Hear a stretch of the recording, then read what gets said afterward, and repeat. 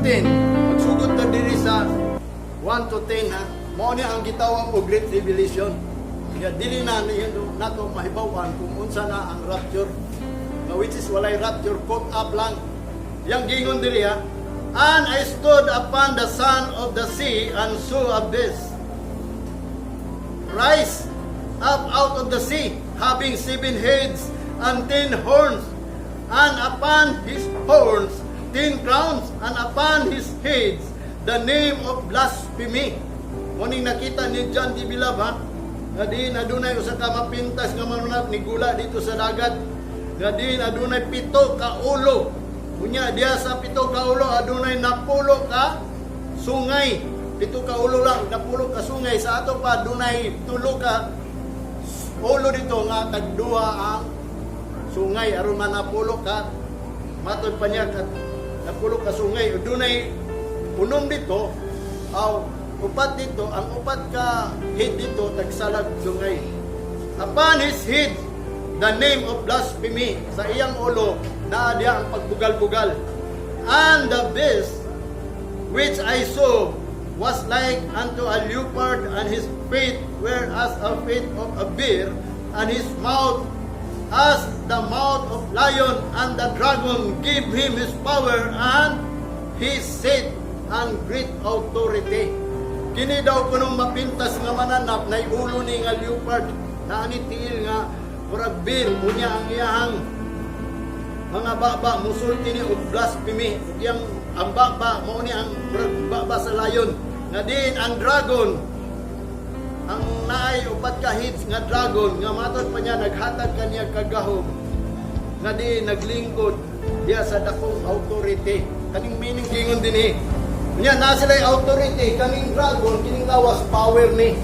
Nga iyang gingon potong ang si Satanas. Ipadayon na nato sa verse 4. And they worship the dragon, which give power into the beast. And they worship the beast, saying, Who is like unto the beast? Who is able to make war with him? Tanawa. Kaning usa ka beast, nagigayran sa dragon, espiritu. Matod pa niya din siya makahimo pagigira. Ug matod pa niya din ug kinsa may makabato kaniya. Sa ato pa labaw na ni siya nga hari ha. And there was given unto him mouth speaking great things, and blasphemy and power was given him to continue 42 months. O na niyang gingon 42 months maghari siya diri sa kalibutan, na diin siya mo oy pinakadako. Ug matod pa diri kinsa may batok kaniya. Sa ato pa wala na makigira niya.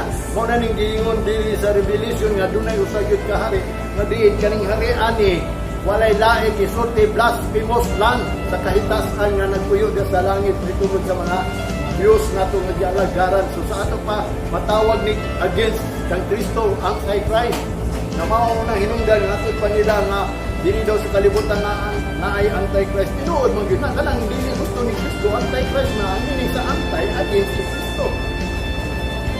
Mo na yang gingon dinhi 42 months kang nakanang 42 months kung pintawa na nimo tulo ka tuig tunga lang na. Walay 7 years nga tribulation. Kung doon naman sa Daniel, dili na may tungod sa tribulation. Kung dili ang gitukoy diri nga diin mo'y muharid itagaan ng 3.5 years na murul siya. Sa gani yung buhaton nga murul siya diri. Namatod pa niya, and he opened his mouth and blasphemy against God, to blaspheme his name and his tabernacle, and then that dwell in heaven. Tanawa ang iyang pasipadan mga kasimbahanan diri sa kalibutan kay himuon niya one world religion. Ano yung pasipadan na pagbungkago na niya sama tungo ng panahon nga diin ang Israel gipangbungkag ang mga simbahan nila sa diyan nga si King Nebuchadnezzar iyang giilisan og simbahan. Muna nabungkag ang Jerusalem king ano man mao sa niyang buhaton tanan mga simbahan nga nagsimbag lain nga Dios nga dili siya simbahon, iyan ang bungkagon. Labi na katong gitampit nato nga nasa langit, iyan ang pasipadan.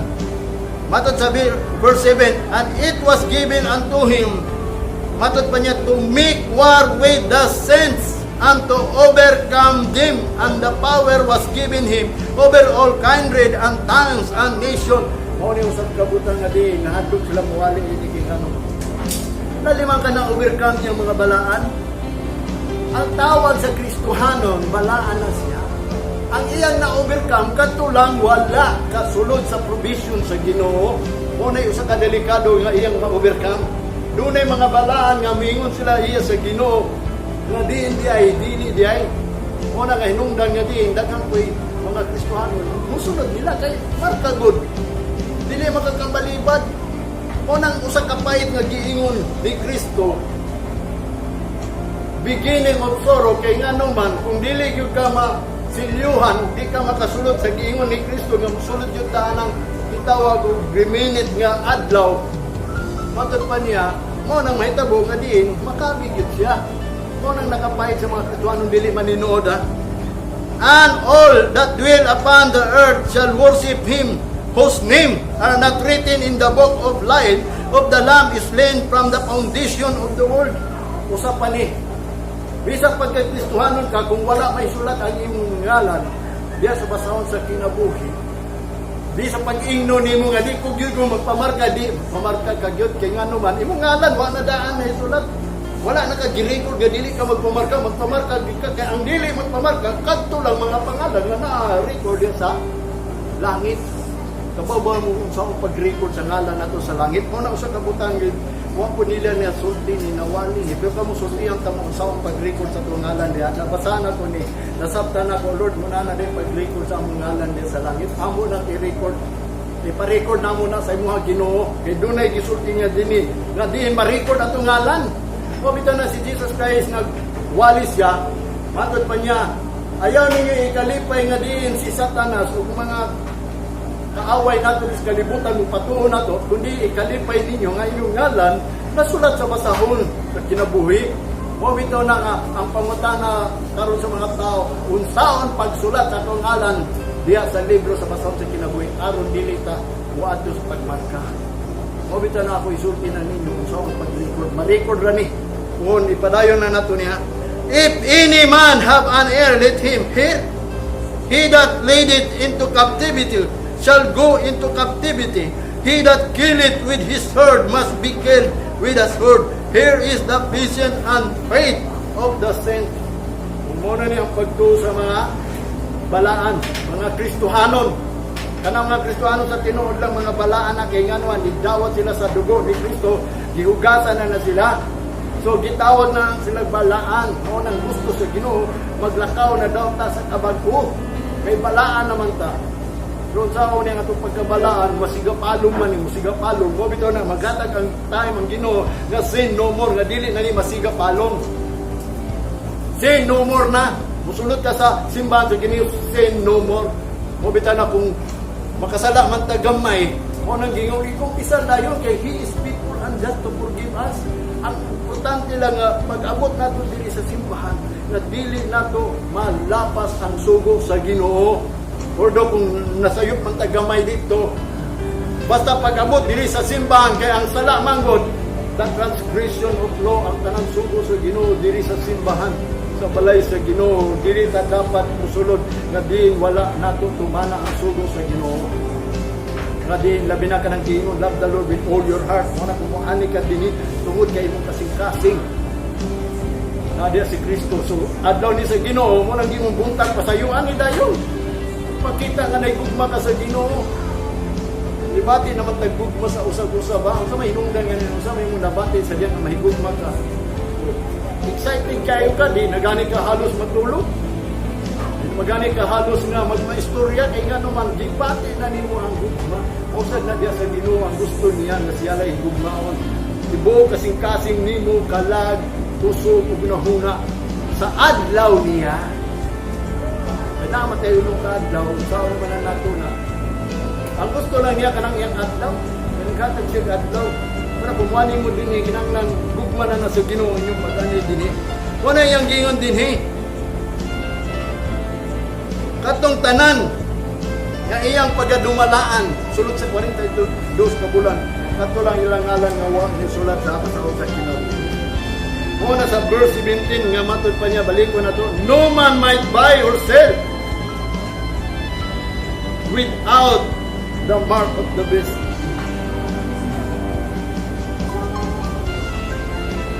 Ato ni basahon sa 11. Padayon to sa 11 ha. And I beheld another beast coming up out of the earth, and he had two horns like a lamb, and he speak as a dragon. O musulti po di siya sama sa dragon, kanang katun dragon mo to si Satanas, no? He speak as a dragon, another beast ha, nga dunay duha ka sungay, and he exercised all the power of the first beast before him, and caused the earth and them which dwell therein to worship the first beast, whose deadly wound was healed. Mao niyang kaduhang mapintas nga manap. Kung ato ning tan-awon diri, kung atong sabton, mao ni ang propeta. Propeta ni sa mapintas nga mananap sa Antichrist. Siya mo iti sulti ba? Siya iti kingon. Naduna po siya power sa dragon, kay katong dragon, espiritu to ni Satanas, magdumala ini mga gitawag og mga hari nga ang mga sungay niya ba. Ang hari nga nay crown. Nga matod pa niya, and he doeth great wonders, that he maketh fire come down from heaven on the earth, on the side of men. Matod pa niya. Ang iyang isulti ini, katong mga buhat sa usa ka gitawag Antichrist. Kining Antichrist igwali ni siya. Kung bagat pa spoke person niya o kanang speaker, kanang tigsulti ba kung sa'y gusto sa Antichrist kay kini false prophet. Ang gingon man gud dito Antichrist and false prophet. Mo ni ang ikaduhang mapintas nga manap nakita ni John D. Blan. False prophet ni kay tigwali ni tigsulti ni ko sa iyang isulti katong gisugo sa Antichrist. Kinsa katong Antichrist nganong gitawag mo po ni siya og head og Antichrist. Nga diin magbuhat og wonders tungod kay duna ni siya ay sa verse 12, and he exercises all the power of the first beast before him, and causeth the earth and them which dwell therein to worship the first beast, whose deadly wound was healed. Naamang gudoy ang Antichrist, naamang gudoy sakit na ikamatay, deadly wound. Namatod pa niya, and he doeth great wonders, that the maketh the fire come down from heaven on the earth in the sight of men. Unya kini siya nagbuhat pod og mga kahibulungan ug makahimo siya og mga katingalahan nga ang fire mo abot gikan sa langit aron kini mga tao na sa matubangan mamatay pod. Powerful ni kay ngano man usa ni siya kagitawag og kanang like Jesus pod siya kay ngano man naa ni sakit nga ikamatay. Diyan na nato may bawang kung doon na gani hari nga diin masakiton, mamatay kaya na siya, niya maayo muna siya Antichrist. Matod pa niya, and deceive them that dwell on the earth, and by means of those miracles which had power to do it. Nga din, pinaagi atong miracle, ang mga tao bubuhat na lang.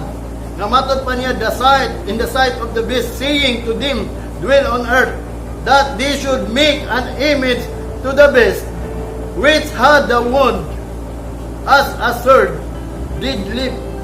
Matod pa niya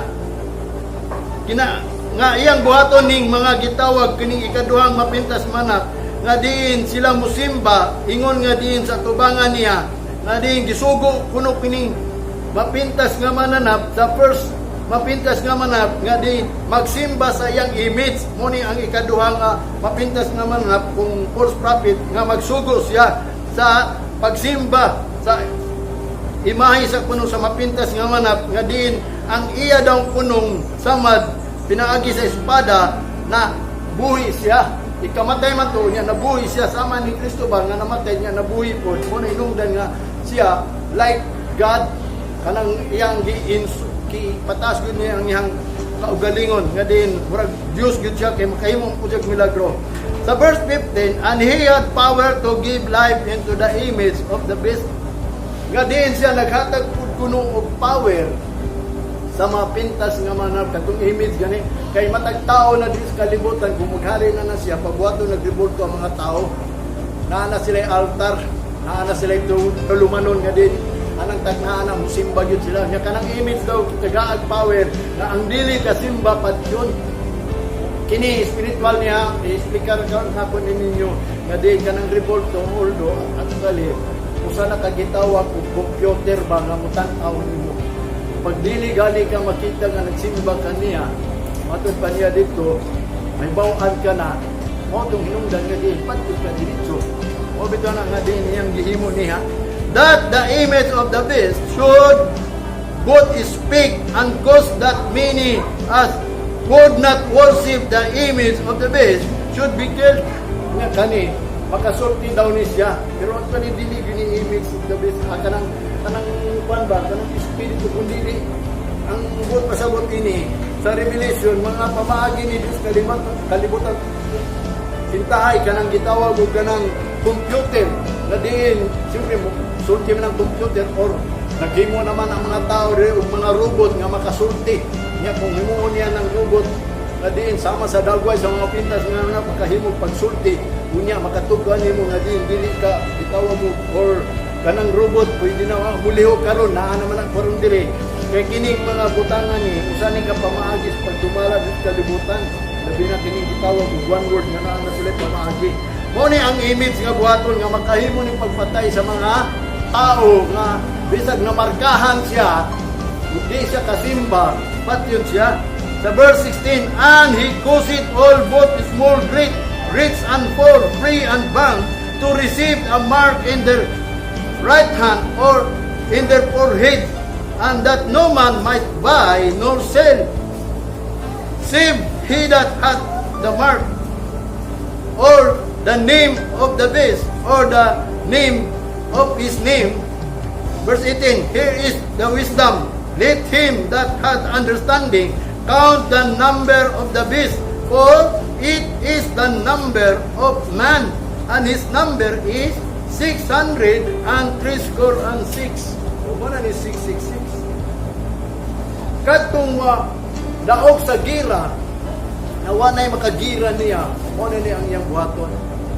Na dili na kapamalit o kapamalig o buhay marka, mapit na may tabok sa tuwa karon.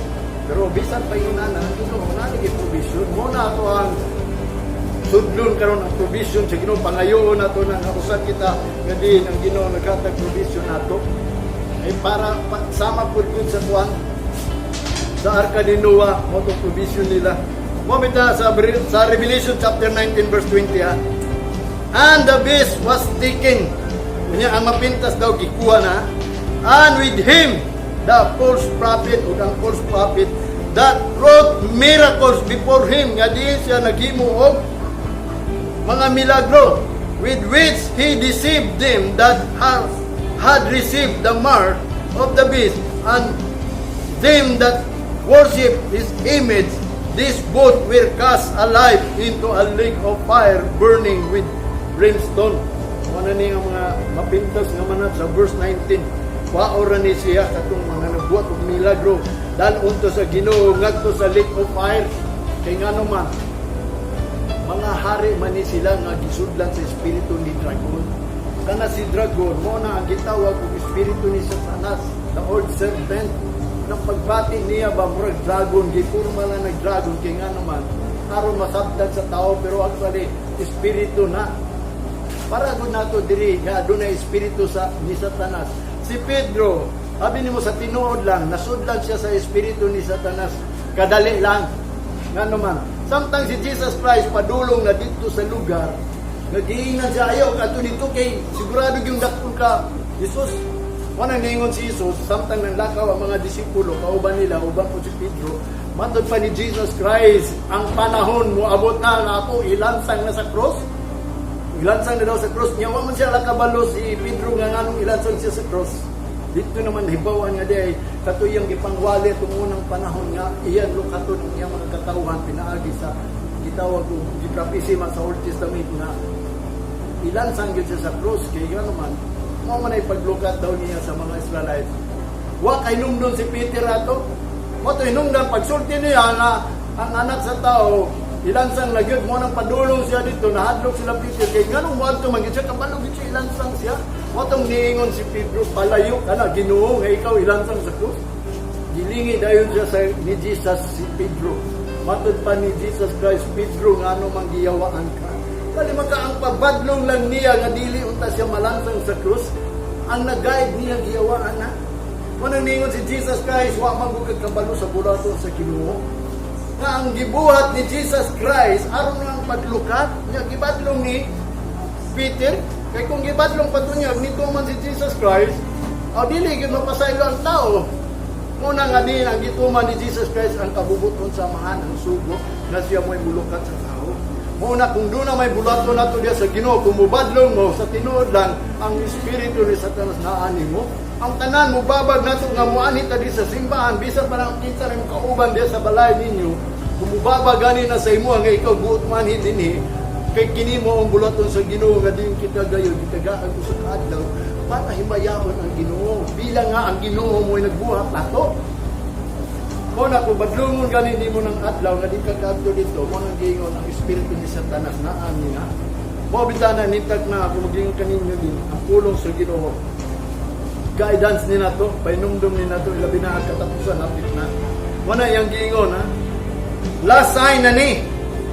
Kunya ang end of the world, moabot na. Mo na ni, akong ingon. Sa Amos, iyan ang ipasidangan bisan ang mga tao dili mutuo kaniya, ang mga Hudiyo ba? Ang mga Israelites di mutuo kan Jesus Christ. Mo hinungdan ang mga propeta niingon, kay kabalo man ang mga propeta, i-reject nila si Jesus Christ. Mo nang hinungdan si Amos, nagpropesi na daan. Mo nang niingon siya, therefore thus will I do unto thee, O Israel, and because I will do this unto thee, prepare to meet thy God. O Israel, paanda mo na lang sila. Kung sila gisultihan ini, kita po mangandam ng pusta. Dili lang kay sila mo gisultihan ini. Nga naman, kay kining Great Tribulation, kay kung mubalik ang Ginoo, pandamot sila kay daagid akong kagubot. Morning Great Tribulation, kay nga naman, naisulat na ni, it is written, it is a last sign, it is prophesied, it is a dream, it is a revelation. Gidamgo na ni Daniel. Si Daniel sa panahon ni Nebukadnezar na nagdamgo si Nebukadnezar, wa siya kasabot.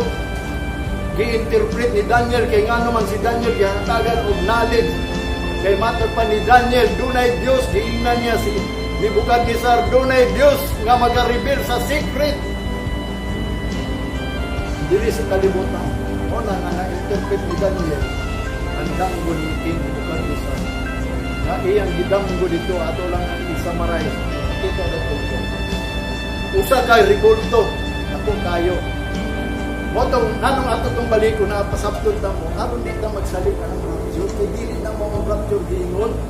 Diha na ito mabasahan, pari atong giingon dito sa Revelation. O kanang revolto. Kaning bato, dapat dilini sa taas. Wala na mo nakuha picture na di kanini tapos direct isang na siya. Mo niya ang hari ni panahon ni ko bukan sa dream niya sa chapter 2. Gold, silver, brass, and iron. Nahitabo na ning tanan. Bungkag na ning tanan. Mabitan ng giingan si Daniel kanino din lapit. Ahulog kong bato, ang bungkag din. Huwag pa ito mahitabo. Mabitan ng gipaundan si Daniel pag-explica. Wala man ang pastor, wala nagwali awag anang stone nga. Ibungkag ini nga, mabungkag na kaysa damgo ni Nebukadnezar. Doon ay bato nga nibungkag sa yaha. Naningon si Daniel, katong bato nga nibungkag sa imong image. Motong usa ka gingharian nga dili mabungkag. Nga maunay mo bungkag, padulong sa tiil, kaya ang tiil namang kuwi napulog at kumagko. Kanang napulog at kumagko, gingon niya, an ayon, walang gisulat dito is a tintus. Wala giwalin ni sa mga pastor tintus. Napulog ka hari. Mo na niyo, napulog at kumagko, nana sa Bible, mo na ako ipadayag ng sa inyo, kay may nang makahibawlogin mo, una ta mo, umubalik ang Ginoo, kita hibawan. Kaya nga naman, sa napulog na kumagko, mga hari ni ingon ni Daniel. Kining mga hari ni, morning gilibil. Kadunay napulog na hari nga di, gigaydan sa dragon. Uldo nga, Ito sila ka gitawag og head pero naay napulog ka hari dito mo ni wala ni gi-speaker sa mga pastor nga diri ang bato diha ni padulong diha aron mabungkag ning napulog ka hari. Bungkagon yun ay napulog ka hari. Wala katong bato nga picture, wala nang lang namo na picture. Katong bato nga nahulog gikan daw sa mountain nga dili binuhat og tao, walay nagbuhat ato, walay nagtutot og tao. Gikan sa mountain daw, matud pa ni Daniel kadin ni tulog dito sa til, ngano sa til, gi-strike ni ang til. Botong mahinumdum ko amo dito, usay ka ng buling gani, burillos gani. Anong bulingan ba? Kita mo anong bulingan, i-plaster tong napuloy ka burillos dito, ni blabayon og bula. Yung mabungkag naiban nga ma-spare lang, uban ma-strike lang, uban ma-zero pa yun. Pero kini mahimo ni ingon pa sa ni Propeta Daniel nga gisulat dito nabungkag ning napulok ka kingdoms. Ya kining napulok ka kingdom mao ni ang mugawas karon sa tuwa. Wa pa man nagira. Nay mo daog diri sa kalibutan. Napulok ka kingdom.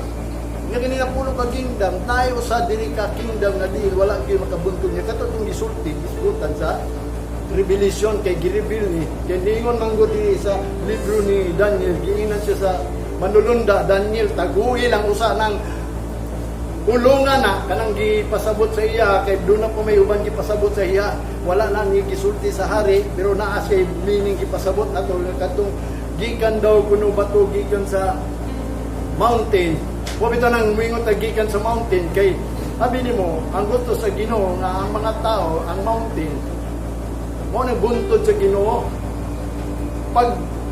paghitabo ato, nagpadayon ang istorya ni Daniel nga ang bato nahulog na nabungkag ni ug katong bato nga nibungkag sa iya ditubo na pud og dato nga bato nahimong dakong bato kanang ni dako ba yan ibis gamay to pagbungkag daw kuno nahimong dakong bato kingdom daw to matod pa ni Daniel kingdom that cannot be destroyed nga dili gid malaglag. Kung ato itong sabtong gi-interpret man gud ni Daniel, labi ni mo sa itong kingdom to sa Ginoo. Nga naman, kay sa panahon man gud ni David, nga ang iyang kingdom nabungkag man gud, gusto na sa Ginoo magbuhat og kingdom diri, nya kay na-captured man sila ni Nebukadnezar, giundang si Nebukadnezar, nga diin gitagaan na pud time aron mahimo ang kingdom na pud, kay wa man siya napilian nga mahimo na pumuhari sa kalibutan. Wato hinungdan kung imong basahon ug sabton tong gitawag nga bato nga kingdom. Mao to si Jesus Christ. The stone. Wato yung gingon din eh. Mo ni akong gingon kani written last sign prophecy ni dreams ni or vision. Mo bitaw nang gingon the last warning. Matod pas ni Pablo sa Colossians chapter 28 kaning gipangwali sa mga magwawali. Matod pa niya, whom we preach, warning every man, and teaching every man in all wisdom, that we may present every man perfect in Christ Jesus. Wala ang mga magwawali. Pang-warning lang na, mo bitaw na nagwali ko sa inyo as a warning.